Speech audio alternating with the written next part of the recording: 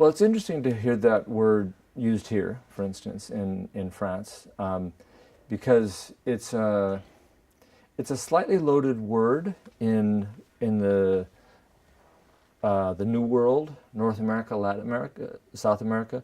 Often Latinos, people from south of the border, they object to the word because they also consider themselves Americanos of one kind or another. I mean, this is sort of political correctness. Because people say, los Americanos, los gringos, that's people from the north, people from the United States. I work a lot in Latin America, in Mexico, and in South America and Central America.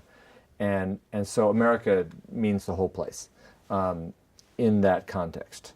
And instead we say the United States or los, Estados Unidos. But it's often used in a kind of patriotic, self-serving way. We're Americans. This is anti-American. This is, we're pro-American. Trump's motto, make America great again. That use of America is very chauvinistic. It's in the face of Latinos. We are America. You're not. So it's got that kind of edge. Although the left also now, you'll hear, including from people like me, saying what Trump is doing is anti-American. I will find myself saying that. And I'm talking about something different. I'm not talking about flag waving. I'm talking about the United States Constitution, for instance, and how he recently, for instance, had a cabinet meeting. I don't know if you saw this. He had a cabinet meeting and he invited television cameras in. So this is his group, his ministers, you would say here in France, Secretary of Education, Secretary of Housing, Secretary of Defense, Secretary of State.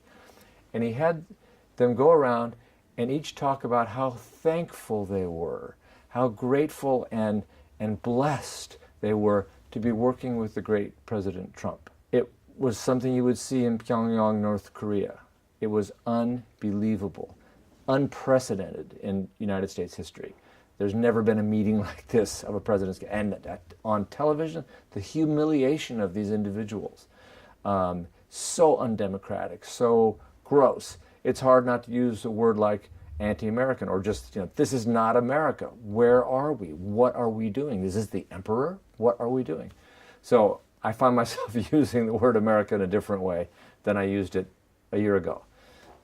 It's got many meanings, and I at first was surprised to see that there was this magazine when I first met Francois in issue #1. But as I read it and saw kind of what the engagement is, it makes a lot of sense, and I'm very happy to see it now.